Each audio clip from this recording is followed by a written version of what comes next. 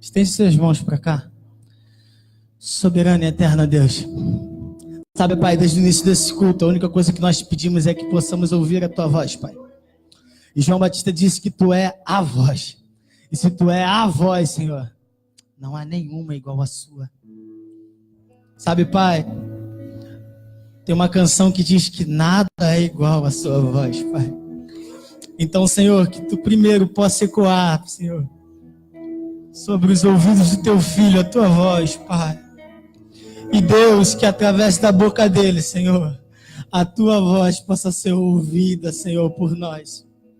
Deus, em nome de Jesus, eu peço que o teu Santo Espírito, Pai, que já é perceptível aqui, Pai, que tu possas, Senhor, que ele possa nos convencer, Pai, tratar dos nossos corações, Pai,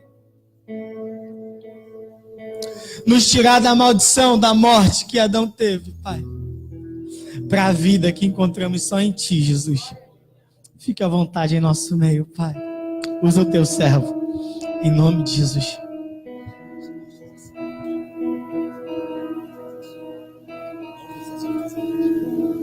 Graça e paz, amém? Deus abençoe a vida dos amados irmãos, amém? Obrigado.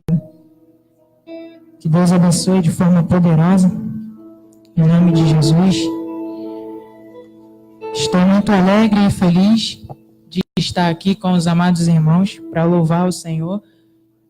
Está ali comigo minha sogra, maravilhosa, meu sogro também, seu Edmilson, minha princesa, a Bruna. Pessoal do teatro, levanta a mão aí, por favor. Glória a Deus. Temos alguns aí do teatro que veio para fazer uma companhia aí, interceder. Temos ali meu primo também, Renato, um grande amigo Júnior também, irmão em Cristo Jesus. E eu louvo ao Senhor pela vida de cada um de vocês. E Deus tem reservado algo especial aqui para as nossas vidas. Amém? Por favor, abra sua Bíblia comigo no livro de Atos, capítulo 17. A partir do verso 28. Atos, capítulo 17. A partir do verso 28. Glória a Deus.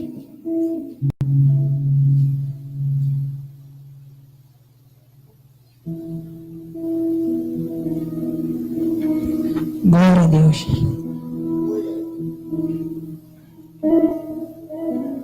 Glória a Deus.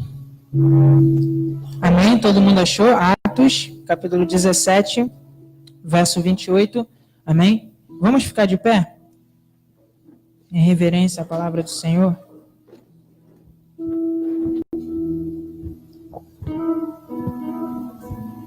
Glória a Deus. Diz assim, Atos, capítulo 17, verso 28. Porque como alguém disse, nele vivemos, nos movemos e existimos. E alguns dos poetas de vocês disseram, nós também somos filhos dele. Novamente o versículo 28. Porque alguém disse, nele vivemos, nos movemos e existimos. E alguns dos poetas de vocês disseram, nós também somos filhos dele. Curve mais uma vez a sua fonte. Vamos agradecer ao Senhor. Amém. Querido Pai, eu sei que o Senhor tem algo especial aqui para as nossas vidas. Ó Deus, e se alguém veio aqui querendo ver o Lucas, Senhor, não vai ver o Lucas. Vai ver o Senhor falando aqui nesse lugar. Porque tudo é para a honra e glória do seu nome, Deus. Tudo é para o Senhor, Pai. Essa festa maravilhosa aqui é para Ti, Deus. Senhor, trata do nosso coração, Deus. As áreas das nossas vidas que escondemos de todos. As áreas que só o Senhor sabe. Hoje eu sei que o Senhor vai mexer nisso e vai tratar um pouquinho em nosso interior, Deus.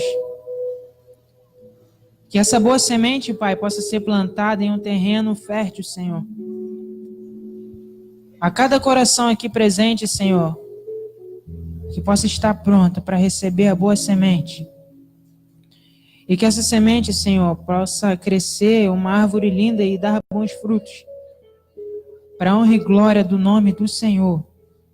Eu te agradeço, Senhor, por essa palavra. Amém. Graças a Deus. Amém.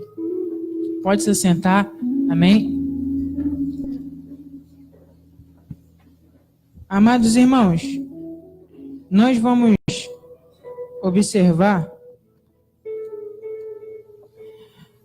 observar lá no início do capítulo 17. Nós vamos ver que Paulo, juntamente com alguns amigos, se reúne e decide fazer uma viagem, pregando a palavra de Deus. E o primeiro lugar que eles passam é a igreja de Tessalônica. Ele passa por um lugar chamado Tessalônica. E logo depois passa por Bereia. Por sua vez, o povo de Bereia recebeu bem a palavra do Senhor. Eu vou ser bem rápido, tá bom? Bem simples no que Deus quer falar aqui para as nossas vidas.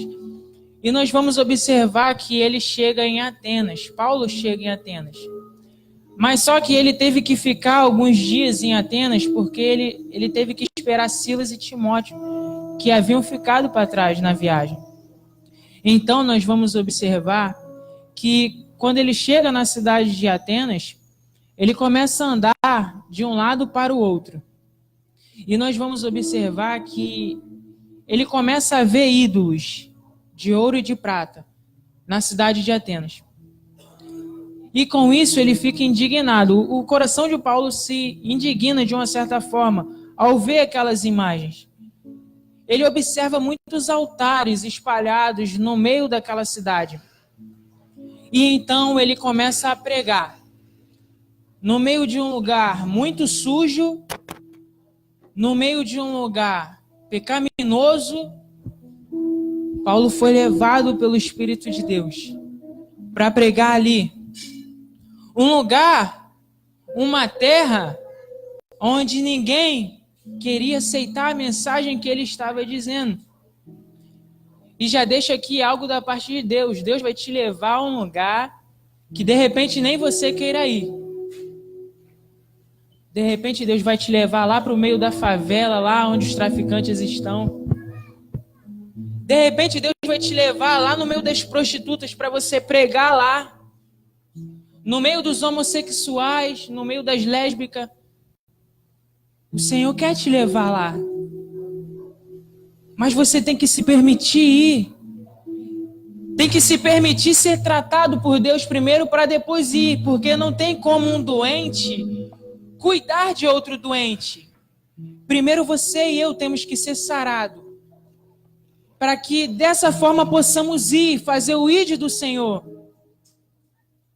E Paulo, em Atenas, ele viu como que a cidade era. A idolatria havia tomado conta daquele lugar. Então ele começa a pregar. E a pregação dele era a respeito de Jesus e de sua ressurreição. Que Jesus ressuscitou ao terceiro dia e vive para trazer vida. E o povo de Atenas, com sua ignorância, começa a pensar: que mensagem é essa que esse homem está trazendo? Que palavras são essas que esse homem está falando? E nós vamos ver que, por sua vez, ele começa a chamar muita atenção das pessoas de Atenas. Muitas pessoas se reuniam em grupo para ouvir a mensagem que ele estava pregando. E nós vamos observar que ele chamou a atenção de dois grupos de homens, os epicureus e os estoicos. Aí os amados irmãos vão me perguntar: quem são os epicureus e quem são os estoicos? Eu vou explicar para vocês quem são esses homens. Esses homens eram professores e filósofos em Atenas. Por sua vez, os epicureus, eles acreditavam na superstição. Eles acreditavam também que a vida podia se viver no prazer, Sabe, você podia viver da forma que você queria, do jeito que você quer, sem a necessidade de você ter as consequências. Eles acreditavam nisso. E os estoicos, os filósofos estoicos, eles acreditavam que na vida não necessitava de arrependimento. Eram supersticiosos também, idólatras. Nós vamos observar que Paulo, em sua pregação, ele ia debatendo, ele ia de frente com a mensagem que aqueles homens traziam. Ele dizia a todo momento: se arrependa, mude de vida, transforme a sua vida, mude em Jesus. Jesus ressuscitou ao terceiro dia para trazer mudança para você. A todo momento ele pregava isso. E Deus, assim como usou o apóstolo Paulo para confrontar aqueles homens, Deus ele está te confrontando nesse momento. De repente, até hoje, você tem vivido uma vida da forma que você quer. De repente, até hoje, você tem vivido uma vida de prazer, uma vida pecaminosa. Mas o Senhor está dizendo essa noite: para. Cuidado. É tempo de parar. Você está indo longe demais. Você está pecando demais. De repente, você está até aqui sufocado, mergulhado no pecado e não recorre a Jesus. E não recorre a Deus. Mas Ele está dizendo essa noite aqui para mim e para você: volte. Se arrependa. Não tente esconder de mim o que eu já sei de você. Nós temos essa mania horrível de esconder de Deus os nossos defeitos, os nossos pecados. Temos a mania de esconder no nosso irmão do lado, sabe? Mas só que não há como esconder nada de Deus. Tudo Ele vê. E Deus ele quer tratar os pecados escuros do meu e do seu coração. Aqueles pecados que escondemos, sabe, de Deus. Coloque isso para fora. Jogue limpo com o Senhor. Se arrependa. João Batista pregava: raça de víboras, se arrependam, porque é chegado o reino dos céus. E o Senhor está dizendo nossas vidas: ei, cuidado. Pare. Você está no caminho errado. Volte, se arrependa, recomece. O Senhor está dizendo isso para mim e para você. Cuidado. Cuidado. Existe um céu para você. Existe um céu para mim. E a gente sabe muito bem que o reino dos céus é tomado à força. Você tem que lutar. Lute pelo céu. O Senhor está aqui dizendo para você: lute contra o pecado, porque o céu é seu. A partir do momento que você luta contra o pecado, você luta para permanecer, o Senhor te sustenta e te ajuda. E nós vamos ver que Paulo, aqui na história, ele debateu de frente com esses homens, dizendo que havia necessidade sim de arrependimento e que eles não podiam viver da forma que eles estavam vivendo. Então esses homens pegam Paulo, levam eles até a Câmara Municipal de Atenas. E a Bíblia vai nos dizer que esses homens eles começam a interrogar Paulo, porque começou a mexer na mente deles a mensagem de Paulo. Eles diziam: o que esse tagarela está dizendo? Fale mais a respeito do seu Deus, porque desconhecemos ele. E Paulo ele continua dizendo: povo ateniense, povo de Atenas, preste bem atenção naquilo que eu vou dizer a vocês. Assim que eu cheguei nesse lugar, disse Paulo, eu observei um altar. E nesse altar estava escrito: ao Deus desconhecido. Existe uma história por trás desse altar. No ano 600 a.C., eu vou resumir bem a história para que os irmãos possam entender de forma clara e rápida. No ano 600 a.C., nós vamos observar que Atenas foi acometido de uma grande praga. Uma grande doença tomou conta daquele lugar e assim estavam levando as pessoas à morte. Muitas pessoas estavam morrendo por conta dessa doença. Então, o povo de Atenas viu o seguinte: vamos adorar os deuses que talvez eles tenham misericórdia de nós e poupem nossas vidas, porque essa doença está matando a todos. Então, nós vamos observar que eles fazem dessa forma, passam um grande tempo adorando a ídolos, buscando em deuses, mas nada acontecia. Então, eles se reúnem novamente e decidem, certa vez, o seguinte: olha, já que a gente está adorando a todos esses deuses e nenhum deles está respondendo, vamos fazer o seguinte: de repente exista um Deus. Possa ser que ele nos ouça e tenha misericórdia de nós. E dessa forma foi. Em oração disseram: se é que existe um Deus, responda a nossa oração e cure o nosso povo. E o Senhor, mostrando a misericórdia, a graça e o amor para com o povo de Atenas, curou aquela cidade. As pessoas pararam de morrer e a praga desapareceu. Com isso, as pessoas falaram: vamos fazer uma oferta de agradecimento, vamos construir um altar de agradecimento. Eles construíram um altar, pegaram uma placa, e todas as placas que eles pegavam, quando eles construíam um altar, eles tinham o costume de escrever o nome dos deuses que eles adoravam, construindo aquele altar. Então eles se perguntaram uns aos outros: qual é o nome do Deus que nós oramos a ele, que nós fizemos esse altar para ele? Qual é o nome dele? E ninguém soube responder: eu não sei quem é esse Deus. Então colocaram: ao Deus desconhecido. E nós vamos ver que, continuando a história, Paulo, de certa forma, como eu disse aqui, ele veio para combater, ele veio de frente, na contramão, sabe? Ele veio para mostrar que Jesus tinha um recomeço, sabe? Que tinha uma nova história, que tinha um novo propósito, um novo caminho, por mais que o povo de Atenas estava perdido, por mais que o povo de Atenas estava preso ao pecado da idolatria. Cristo, através de Paulo, veio mostrar que a graça é algo que a gente não merece, mas temos. Mesmo o povo de Atenas não merecendo, eles tinham o recomeço. Da mesma forma, eu e você, mesmo não merecendo e vivendo a vida da forma que a gente quer, uma vida cheia de pecado, Cristo sempre nos oferece uma vida de recomeço.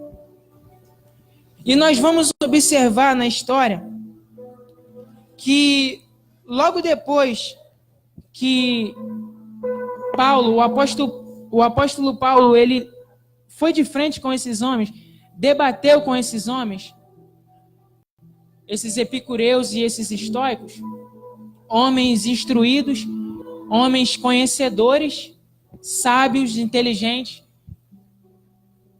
me fez lembrar dos mestres da lei e dos fariseus. E Deus me fez viajar lá para o Evangelho segundo escreveu João, capítulo 8. Abre aí comigo, por favor. O Evangelho segundo escreveu João,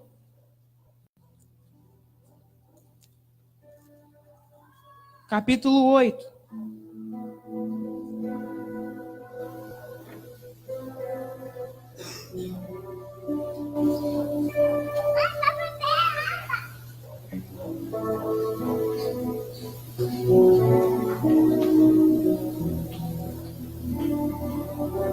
Glória a Deus. Amém? Evangelho segundo escreveu João, capítulo 8. A partir do verso 8 também. Diz assim: depois abaixou-se outra vez e continuou a escrever no chão. Quando ouviram isso, todos foram embora, um por um, começando pelos mais velhos. Ficaram só Jesus e a mulher. E ela continuou ali ainda de pé. Então, Jesus endireitou o corpo e disse: mulher, aonde estão os teus acusadores? não ficou ninguém para condenar você? E aquela mulher respondeu: ninguém, Senhor. Jesus disse: pois eu também não condeno você. Vai e não peques mais. Nós vamos observar no versículo 1 que Jesus pela manhã está pregando. E os mestres da lei e os fariseus pegaram essa mulher no ato de adultério, então levaram essa mulher até Jesus, a fim de encontrar alguma prova para incriminar Jesus. Dizendo: Jesus, pegamos essa mulher no ato de adultério.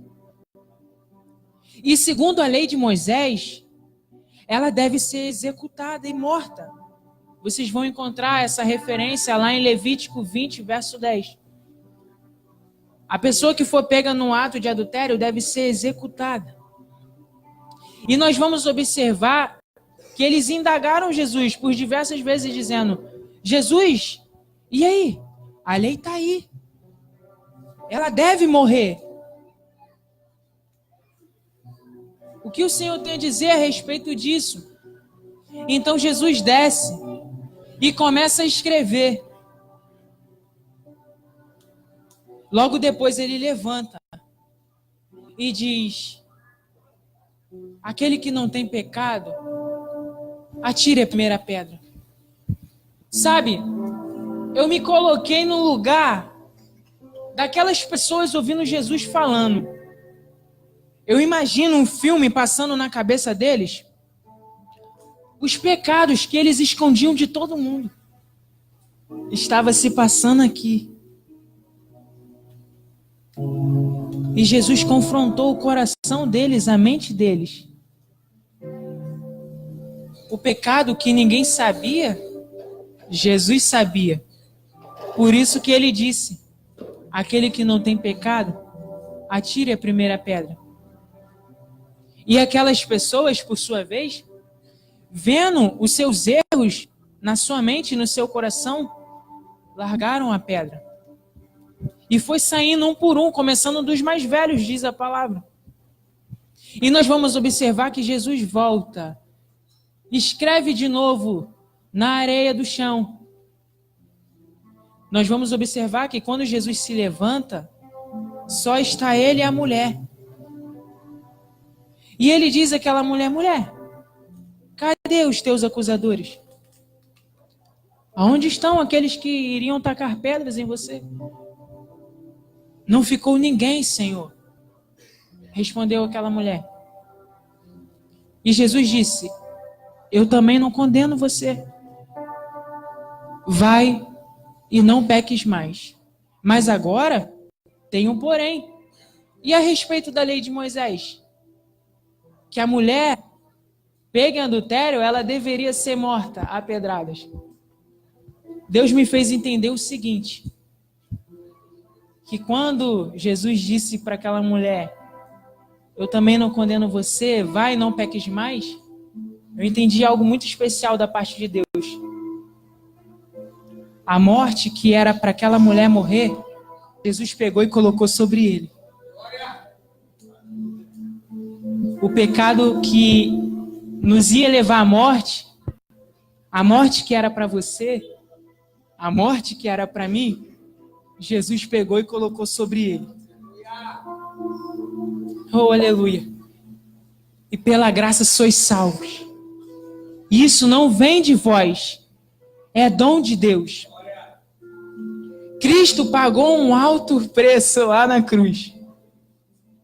O castigo que era para mim e para você, ele levou.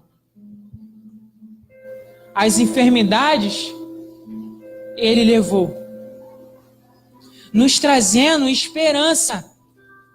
Nos trazendo um novo caminho, uma nova trajetória.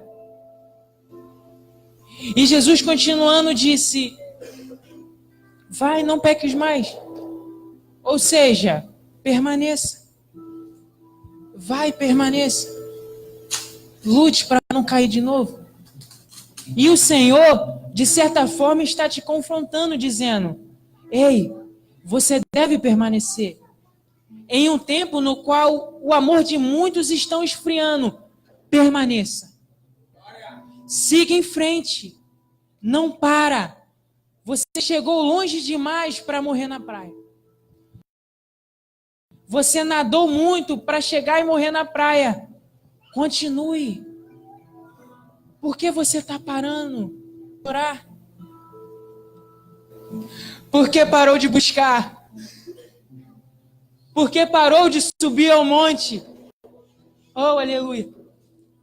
Por que parou de ter um tempo no secreto com o Senhor? Por que parou? O Senhor está dizendo, continua. Siga em frente. Eu já paguei o preço. Você tem que fazer a sua parte. Você tem que lutar para permanecer. Eu tenho que lutar para permanecer. Em um tempo difícil. Em um tempo no qual muitos estão caindo. Cuide-se. A mensagem do Senhor para as nossas vidas hoje é: cuide-se. Cuidado com aquilo que é de fora e quer entrar. Nós vamos observar na história dos filhos de Adão. Nós vamos observar que a oferta de um foi aceita, a do outro rejeitada. E por conta disso, um se irou, ao ponto do Senhor perguntar: por que o seu rosto está dessa forma? Está diferente. Olha só, o pecado está à porta do seu coração e quer dominar você. Mas você precisa vencê-lo. Ou seja, existe uma luta para permanecer. Ou você está achando que é fácil? Tem que renunciar ao sono. Tem que renunciar a uma saída. Renunciar a uma festa. Renunciar, não sei, qualquer outra coisa. Só para buscar um pouco mais de Deus. Nós vamos observar que Deus ele disse o seguinte: cuidado, o pecado está à porta, mas você precisa vencê-lo. Você tem que lutar. Mas só que nós vamos observar que esse homem não luta. Chama o irmão para o campo e o mata. Alguém que não lutou. Alguém que cedeu. O Senhor está dizendo: não ceda. Não ceda. Há uma coroa esperando por você. Há um céu preparado para mim e para você. Há ruas de ouro para que eu e você possamos andar. Mas é necessário permanecer. As coisas de fora, a contaminação, o pecado não pode entrar dentro. O Espírito Santo me fez lembrar agora da história de Elias. Elias, ele propôs um desafio. O Deus que respondesse com fogo, esse seria o verdadeiro Deus. E nós vamos ver que os profetas de Baal, eles constroem um altar, levantam um altar e começam às 9 horas da manhã, diz a palavra, a adorar Baal, dizendo: Baal, mande fogo. Mande fogo, Baal. E nada acontece. Chega o meio-dia, eles pedem fogo e nada acontece. Chega o sacrifício da tarde, o horário de 3 horas. Eles pedem fogo e nada acontece. Até que eles começam a se cortar, o sangue começa a correr no meio deles. E nada acontece. Então eles desistem. Passam a vez para Elias. E Elias diz ao povo, no versículo 21 de 1 Reis, se eu não me engano: até quando vocês vão oscilar entre dois pensamentos? Se porventura vocês querem a Deus, sirvam a Deus. Mas se porventura vocês querem a Baal, sirvam a Baal. nós vamos observar que teve um até quando. Elias confrontou o povo de Israel dizendo, até quando? E o Senhor está dizendo para você, até quando? Até quando você vai continuar seguindo a vida da forma que você quer? Deus está dizendo, a banda não toca como você quer, não. É como Ele quer. É da forma dele. É do jeito dele. Até quando? Até quando você vai continuar nesse pecado aí? Até quando? E continuando a história do profeta Elias, nós vamos observar que ele fala isso com o povo de Israel e pede a eles para que se aproximassem. E agora, nós vamos perceber, aleluia, Jesus, nós vamos perceber que Elias olha para o altar que foi construído para Baal. Aleluia. E olha o interessante. Nós vamos ver que Elias derruba aquele altar. Ele derruba aquele altar que era em adoração para Baal. E no lugar daquele mesmo altar, ele pega 12 pedras que simbolizavam as 12 tribos de Israel. Ele coloca essas pedras. Pega a lenha, coloca a lenha, pega o animal e coloca o animal. Mas antes de orar a Deus, ele faz algo em especial. Ele cava uma valeta em volta. E nessa valeta ele coloca equivalente, são 4 jarras de água. E tinha um significado aquilo que ele estava fazendo. O porquê que ele colocou água naquela valeta? Era porque o profano não se pode misturar com o santo. O que é de fora não se pode misturar com o de dentro. Aquilo que é ruim não pode entrar. O altar é santo. E o maior altar que existe é o meu e o seu coração. Nós vamos observar que Elias, ele ora, dizendo, Senhor, mande fogo. Mostra para esse povo que ainda há Deus em Israel. E o Senhor manda fogo. Mas, porém, temos que observar uma coisa. Foi necessário mudar o altar para o fogo vir. E o maior altar que existe é o meu e o seu coração. Porque é aqui que oferecemos a Deus o nosso louvor.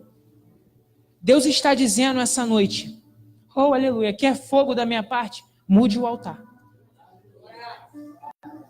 Oh, glória a Deus. Quer mais da minha presença? Mude o altar. O altar está impuro. O altar está sujo. Quer altar aceso? Tem que mudar. Tem que edificar. Tem que santificar. Tem que derrubar o que é ruim.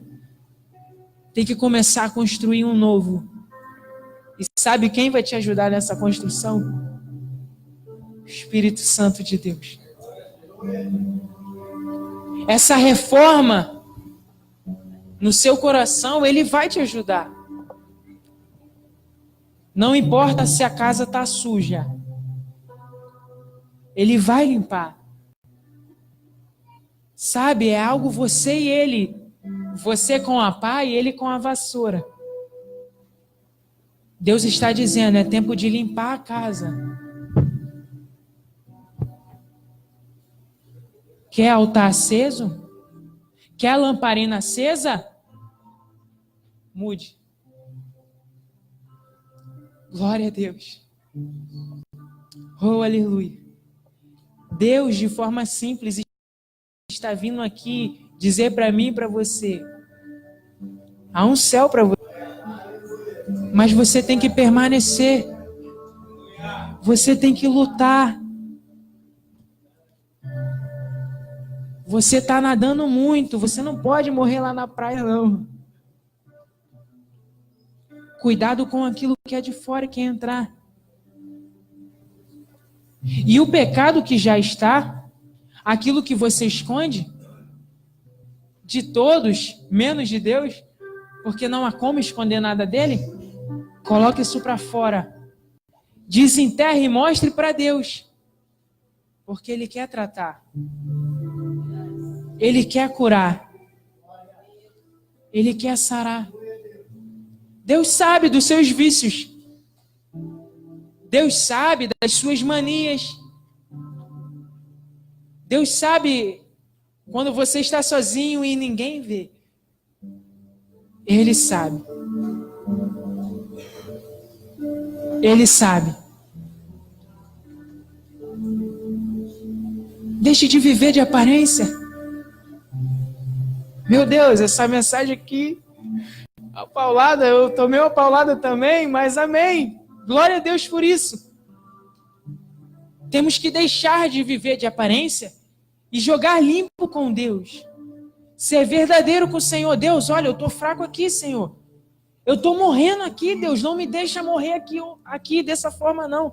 De repente você entrou aqui dessa forma, morrendo, se arrastando, mas você veio, você chegou até aqui. E por conta de você ter chegado até esse lugar, o Senhor tem uma dose de ânimo para você. O Senhor tem uma força para você. O Senhor tem um vigor para você continuar no seu caminho. Nesse caminho que é cheio de pedras e espinhos. Nesse caminho que você vai se machucar ao decorrer dele. Nesse caminho, pessoas vão te jogar pedra. Pessoas vão acusar você. Nesse caminho, pessoas vão apontar seu erro. Nesse caminho, pessoas vão criticar o seu ministério. Nesse caminho, pessoas vão criticar a sua chamada. Mas continua. Continua. Não é tempo de parar, não, diz o Senhor. Há algo poderoso de Deus para mim e para você viver. Mas você tem que lutar. Eu tenho que lutar. Se está difícil, Deus ele não promete que vai ficar fácil. De repente vai ficar mais difícil ainda. Mas nós temos que lembrar que nesse caminho, quem nos sustenta é Ele. E se for necessário, Ele vai te carregar no colo e vai te levar até o final. Se alegre na sua fraqueza. Porque é da fraqueza que o Senhor faz a força. E se hoje você entrou aqui fraco, você vai sair forte. Porque é um Deus que nos aperfeiçoa. Há um Deus que todos os dias trata das nossas feridas. As feridas que escondemos. Oh, aleluia. Hoje é noite de tratamento. Deus está dizendo, pare de viver a vida que você está vivendo. Cuidado. Cuidado. Você está indo longe demais. Até quando? Para. Volte. Há um recomeço, há um propósito, há um caminho. Muda o altar. E o fogo de Deus vem.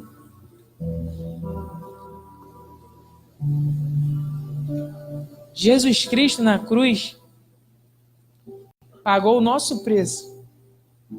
O que era para mim e para você, Ele pegou e colocou sobre Ele. Cara, isso é incrível.